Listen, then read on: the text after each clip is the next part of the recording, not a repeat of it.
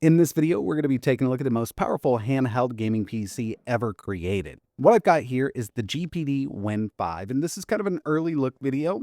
They sent over a prototype of the unit, and I'm really excited about this. A lot of us have been waiting on this thing for quite some time, and if you're familiar with the GPD WIn 5, you know what kind of performance this thing's packing.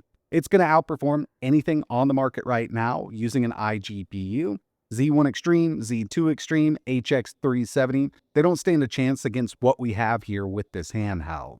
And keep in mind, GPD is offering the WIn 5 with two different APU variants. I chose the one that I wanted to get my hands on. It's one that I haven't tested on the channel yet. And in the last 48 hours since I've had this device, it has been an absolute monster. I mean, performance here is great.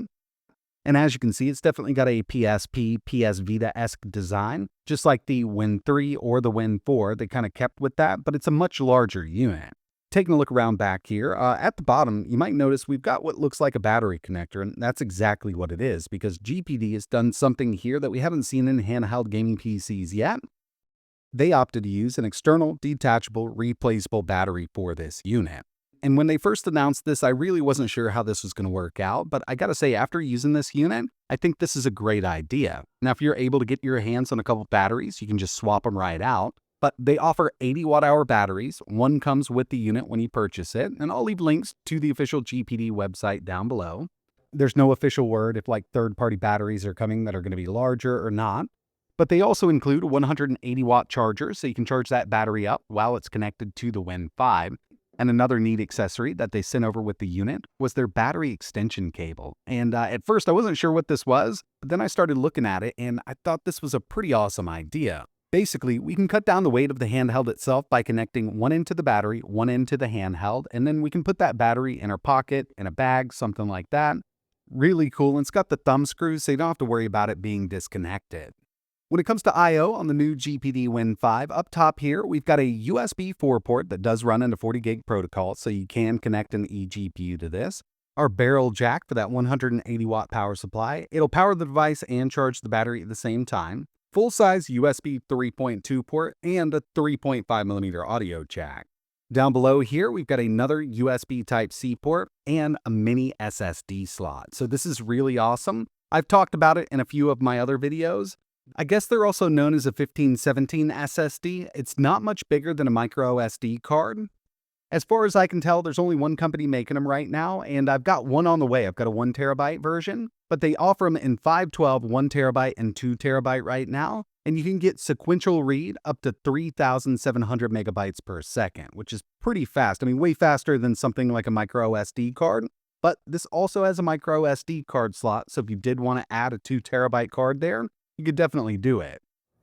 So the first thing that really surprised me when I picked this thing up was the weight. It's actually super light without the battery. Now keep that in mind. Once that 80 watt-hour battery's there, I mean, that's going to be the bulk of the weight, but it's super easy to get it attached. It's got this clip system up top here, so once it's attached, you don't have to worry about it flying off of there.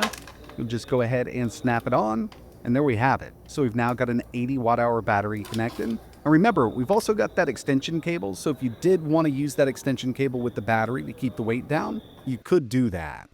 Up front here, our power button is also a fingerprint sensor, so we can easily log in. And the overall ergonomics are really nice here. I do like the rounded corners. It's got Hall-based analog sticks. Trigger locks around back. We'll take a closer look at that in just a bit. D-pad is basically the same D-pad from the Vita, so if you weren't into that, then you might not like this one. But it's always been a really good D-pad for fighting games for sure. Real quick, I did want to give you a size comparison between the WIn 4 and the new WIn 5. Obviously, the WIn 5 is coming in much larger than the WIn 4. It's got a bigger screen coming in at 7 inches, and with this one, it's actually a 120 Hz variable refresh rate display. Looks to be the same display from something like the ROG Ally X. When it comes to the specs of the WIn 5, like I mentioned, GPD is offering two different variants. So you can get one with the high-end AMD Ryzen AI MAX Plus 395, and that one's going to give you 16 cores, 32 threads. On the channel, I've tested it extensively in a ton of mini PCs, tablets, laptops. It's an awesome chip, and I do love it. It's got the most powerful iGPU on the market, but they offer another lower-end tier, and this is the one that I wanted to get. It's actually powered by the AMD Ryzen AI MAX 385. I've been trying to get my hands on a device with this chip, mainly for a lower TDP gaming on something like this, because it's based on Zen 5, but instead of having 16 cores and 32 threads, this has 8 cores and 16 threads, and I will be doing a comparison video, so keep an eye out on the channel. But we've got a base clock of 3.6 gigahertz and a boost up to 5.0. This is utilizing the Radeon 8050 Si GPU, so we have 32 compute units. It's based on RDNA 3.5 and it clocks up to 2800 megahertz. They offer several different storage and RAM configurations, so you can get 32 gigs of RAM, 64, 128. It's all that 256-bit, 8000 megatransfers per second RAM, so we've got that really fast RAM here for that iGPU. You can also opt for 1 terabyte, 2 terabyte, or 4 terabytes of internal storage pre-installed from the factory. We've got that 120 Hz 7-inch 1080p VRR display, Wi-Fi 6, Bluetooth 5.3. It's running Windows out of the box, but of course I will do a video with SteamOS installed on this thing. And with the battery installed in the WIn 5, it weighs a whopping 1,300 grams. So without that battery, it's definitely much lighter, and you can always use that extension cable if you wanted to. But I gotta say, I mean, with that battery installed, it's not that bad. It doesn't feel like a super heavy device. All of the weight is right there in the middle, so it's not, hanging off of one side or the other. It's also a pretty comfortable handheld. I mean, you can see we've got those rounded edges, so it just hugs the palm there. And around back, we do have some nice ergonomic palm rests. So this kind of just fits right in there. I mean, you can hang on to this thing for a very long time, even with that battery installed. They also opted to use trigger locks back here, so we can go with a full linear pull or a hair trigger. It's really up to you. We've got that on both sides. And GPD has always made it really easy with a push of a button to get into desktop mode or kind of controller mode. We've got the same thing here, so we can actually set the controller up so we can use it as a mouse. We can navigate the full operating system with it. We've also got the touch screen built in, a button specifically to bring the keyboard up at any given time, and an optical mouse down here, which will take a little bit of getting used to. You probably want to adjust that sensitivity on it, but it does work out pretty well. So yeah, I mean, navigating Windows with a system like this, having all those options is really simple. The D-pad, again, is ripped basically straight from the Vita.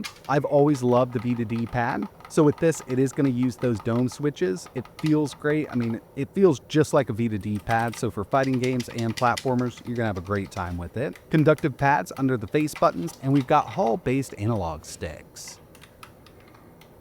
So the first thing I wanted to do here was test out this D-pad. I've got Street Fighter 6, and it might be a bit hard to see, but I was actually expecting to be pulling a lot more wattage than this. We're at medium settings, 1080p, and I know it's not a super hard game to run, but we're only pulling up to around 14 watts running this at 60 FPS. Really good performance here, and as you can see, I mean, it's super easy to pull these moves off with the D-pad they opted to use. When it comes to these Ryzen AI MAX chips, they definitely weren't designed for very low TDP performance, but we can get there. Out of the box, it looks like this thing is set at a 45 watt TDP, and when it's plugged into wall power, it does go up to 65 watts, at least in my experience with the Max 385 version. May be different for the 395, but I suspect they'll probably be using those same TDP profiles. Running at 45 watts in a handheld isn't ideal when it comes to battery life. We've got an 80 watt hour battery, and we'll get an idea by the end of what kind of battery life we can get out of this.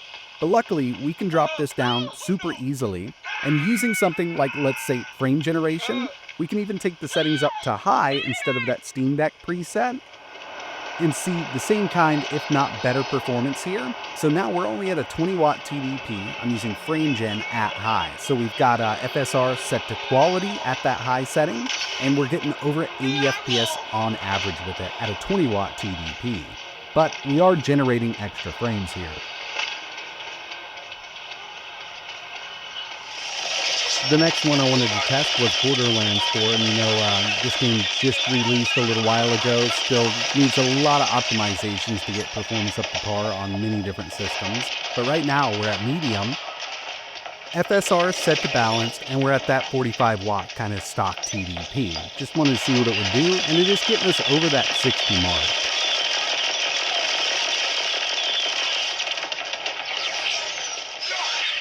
God of War Ragnarok, 1080 high with FSR set to quality, 30 watt TDP, over 70 FPS on average, and I did try this with frame gen, same kind of settings. up to 95 on average. But I mean, obviously you don't need it. You could use frame gen, take that TDP down. At around 20 watts, you'll see the same kind of performance here with frame gen enabled.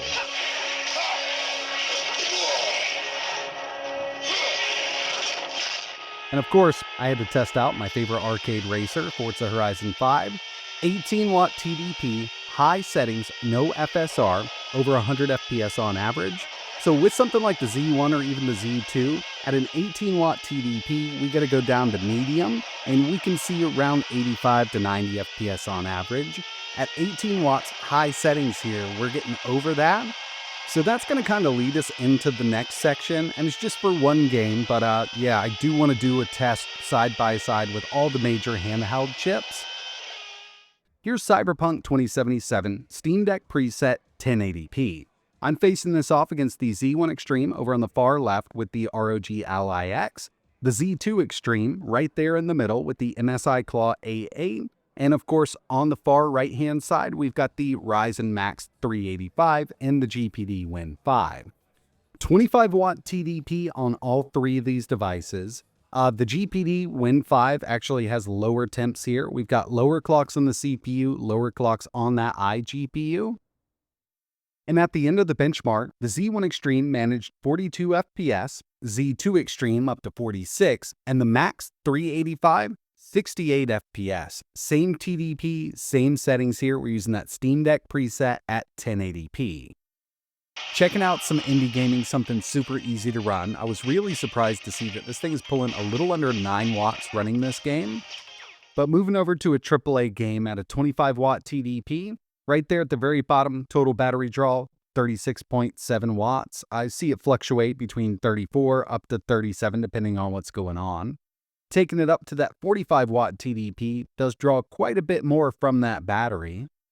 And knowing how big the battery is and how much is being drawn in total from that battery at a certain TDP gives us a really good idea of what kind of battery life we can expect. With this setup, 50% screen brightness, Wi-Fi, and Bluetooth were on, and we've got that 80 watt-hour battery. 10-watt indie gaming, it was only drawing 9 watts, so that's over 8 hours of runtime out of this 80 watt-hour battery. But stepping it up to a 25-watt TDP, total battery draw is around 37 watts, so that's around 2 hours of runtime. And at 45 watts, up to around 64 watts in total being drawn from that battery, 1 hour and 10 minutes. And of course, this is early battery life testing. In my full review, we'll have some real figures here, but I just kind of wanted to get this out of the way.